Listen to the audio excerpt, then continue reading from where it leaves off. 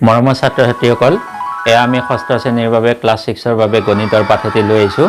ইতিমধ্যে আমি আগৰ পাঠবোৰত জ্যামিতিৰ প্ৰাথমিক ধাৰণা সম্পৰ্কে বহুখিনি কথা আলোচনা কৰিলোঁ।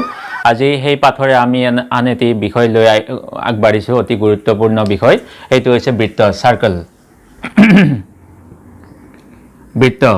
ইতিমধ্যে বৃত্ত সম্পৰ্কে তোমালোকে হয়তো কিছু কথা অৱগত হৈছা যে আমি এখন সমতলত এটা নিৰ্দিষ্ট বিন্দু লৈ তাৰ চাৰিওফালে যদি আমি কিছুমান এনেকুৱাকৈ বিন্দু দি আহোঁ সমান দূৰত, সমদূৰৱৰ্তী বুলি কয়, সমান দূৰত আমি যিবিলাক মোৰ ইয়াত হোৱা নাই, সেইকাৰণে আমি কম্পাছেৰে আঁকিব লাগে সদায় বৃত্তটো, যে আমি এনেকৈ সমান দূৰত বিন্দুবিলাক দি গ'লে এই যিটো পথ নিৰূপিত হয়, যিটো পথ আমি পাওঁ, সেইটোৱে হ'ল তোমাৰ বৃত্ত। আৰু এইটোক আমি কি বুলি কওঁ? কেন্দ্ৰ, বৃত্তটোৰ কেন্দ্ৰ। গতিকে আকৌ তোমালোকে চাবা কথাটো যে এখন সমতল মানে সমান ঠাই, এখনে সমান ঠাই, এখন ওখত এখন চাপৰত তেনেকুৱা নহয়। গতিকে এখন সমতলত এটা নিৰ্দিষ্ট বিন্দু লোৱা, তাৰ পৰা সমান সমান দূৰত তুমি বিন্দুবোৰ উপস্থাপন কৰি যোৱা আৰু তাৰপিছত গোটেইবোৰ সংযোগ কৰি দিয়া, তেতিয়া আমি এডাল কি পাই যাওঁ? এনেকুৱা আবদ্ধ ৰেখা ঘেৰ এটা পাই যাওঁ। তেতিয়াহ'লে তাক আমি কি বুলি কওঁ? বৃত্ত বুলি কওঁ। আৰু এই ঘেৰটোক আমি কি বুলি কওঁ? পৰিধি বুলি কওঁ। এনেকুৱা ধৰণৰ বৃত্ত তোমালোকে পাইছা। এটা কুকুৰ বান্ধি থ'লেও তাত এনেকুৱা বৃত্তৰ সৃষ্টি হয়। কুকুৰটো আমি যিটো খুঁটাত বান্ধি থওঁ সেইটো হ'ল তাৰ কেন্দ্ৰ, আৰু সি ভোকতে তাৰ সি যিটো পাতেৰে এনেকৈ চিঞৰে, ভুক ভুক কৰি থাকে, সেই পাতটো হৈ যায় তাৰ কি? মানে এই পৰিধিটো। ঠিক তেনেকৈ তোমালোকে ডলা, চালনী এইবিলাক দেখিছা, তাতো তেনেকুৱা। এই চালনীখনৰ যদি এটা তুমি একদম এই সোঁমাজৰ বিন্দুটো উলিয়াব পাৰা, তেতিয়াহ'লে সেই গোটেই এই চালনীখনৰ সেইটো এটা কি হৈ গ'ল? এই ঘেৰটো এটা কি কৰি দিলে? বৃত্তৰ সৃষ্টি কৰি দিলে।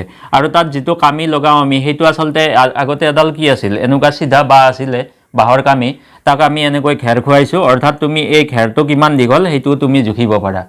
গতিকে এনেকুৱা ধৰণৰ বৃত্তৰ ধাৰণা তোমাৰ চাইকেলৰ চকাটোত তুমি পাব পাৰা, গাড়ীৰ চকাবিলাকত এনেকুৱা তোমালোকে চালে গম পাবা। আৰু এই বৃত্তটোৰ যিটো এইটো সোঁমাজৰ বিন্দু, এইটো কেন্দ্ৰ বুলি কয়, ক'লোৱে মই। এই কেন্দ্ৰৰ পৰা এনেকুৱাকৈ বৃত্তৰ পৰিধিলৈ সংযোগ কৰা এই ৰেখাবিলাকক তুমি কি বুলি কোৱা? ব্যাসাৰ্ধ বুলি কোৱা। আৰু এইটোক আমি কি বুলি কওঁ? পৰিধি বুলি কওঁ। গতিকে এনেকুৱাকৈ তোমাৰ চাইকেলৰ চকা, গাড়ীৰ চকা, তোমাৰ এনেকুৱা সৰু ল'ৰা ছোৱালীৰ গাড়ীৰ চকা, যিকোনো ক্ষেত্ৰতে তুমি এনেকুৱা কি পাব পাৰা? এই বৃত্তৰ ধাৰণাটো পাব পাৰা। মোৰ এটা এই হেৰি আছিলে, ঘড়ী এটা আছিলে পুৰণি, তাতো মই এনেকুৱাকৈ বৃত্তৰ ধাৰণাটো দিবলৈ চেষ্টা কৰিছোঁ। এই ঘড়ীটোৰ যিটো এই সোঁমাজৰ বিন্দু য'ত কটাকেইডাল লাগি আছিলে, এইটো হ'ল তোমাৰ কেন্দ্ৰ। এই কেন্দ্ৰৰ পৰা এইডালক আমি কি বুলি ক'ম? এইডালক ব্যাস বুলি ক'ম। কেন্দ্ৰৰ পৰা দুইমূৰীয়া এইকেইটাক মই মানে পৰিধি বুলি ধৰিছোঁ। এইকেইটা সংযোগ কৰি যিডাল ৰেখা পাম, এইকেইটাই তোমাৰ ঘড়ীৰ এই নিৰূপণ কৰিছিল সময়বিলাক। গতিকে ইয়াত তোমাৰ এইডাল হ'ল ব্যাস। ব্যাসাৰ্ধ কোনডাল? এইখিনি হ'ল ব্যাসাৰ্ধ। এইফালে এইখিনি হ'ল তোমাৰ ব্যাসাৰ্ধ। এইডাল হ'ল তোমাৰ এডাল জিয়া। কেন্দ্ৰৰ মাজেৰে নগ'লে, বেলেগ ঠাইৰে গ'লে তাক আমি জিয়া বুলি কওঁ। এনেকুৱা তোমাৰ অসংখ্য জিয়া থাকিব। এইডালো এডাল জিয়া হ'ব। সেইটো আৰু এইটো সংযোগ কৰিলে এইডালো জিয়া, এইডালো জিয়া, এইডালো জিয়া, এনেকৈ তুমি বহুত জিয়া ইয়াত পাব পাৰা। এইফালেও পাব পাৰা, এইটোলৈ কোনো কথা নাই। আৰু ব্যাসাৰ্ধ এইডালো এডাল ব্যাসাৰ্ধ, এনেকৈ দিলে। গতিকে এনেকুৱাকৈ তুমি এটা বৃত্তৰ ধাৰণা, এনেকুৱা পুৰণি ঘৰত যদি কিবা সামগ্ৰী আছে, তাত তুমি এনেকুৱাকৈ বৃত্তৰ ধাৰণাটো পাব পাৰা। আৰু এই ঘেৰটো কিমান দীঘল? এডাল খুঁটাৰে তুমি ইয়াৰ পৰা ধৰা আৰম্ভ কৰিছা, এডাল খুঁটাৰে এনেকৈ খুঁটাডাল মেৰ মাৰি লৈ যোৱা, আনি ইয়াত ছিঙি দিয়া। তাৰপিছত খুঁটাডাল তুমি দীঘলকৈ পাৰি লৈ স্কেলেৰে জুখি চোৱা, তেতিয়া তুমি তাৰ ঘেৰটো পাই যাবা। আৰু তোমালোকে ডাঙৰ হ'লে পাবা এই ঘেৰটো উলিওৱা সূত্ৰটো হ'ল 2πr। পাই মানে তাৰ মানটো আমি এনে সচৰাচৰ 7/22 লওঁ, আৰু r মানে ব্যাসাৰ্ধটো, এইখিনি জুখিব লাগিব। গতিকে সেই সম্পৰ্কে তোমালোকে পৰৱৰ্তী সময়ত পাবা। মোৰ এটা ঘৰতে এনেকুৱা বস্তু আছিলে, কি এইটো মই এতিয়াই নকওঁ, এইটোৱে তোমাক বৃত্তৰ ধাৰণা দিব। যে ইয়াত এইটো কেন্দ্ৰ, এইডাল হ'ল তোমাৰ এডাল ব্যাসাৰ্ধ, এইডালো ব্যাসাৰ্ধ, এইডালো ব্যাসাৰ্ধ, এইডালো ব্যাসাৰ্ধ, ইয়াত মানে তোমাৰ 4ডাল ব্যাসাৰ্ধ আছে। আৰু এনেকৈ এডাল পোনে পোনে এইডালক তুমি ব্যাস বুলি ক'ব পাৰা।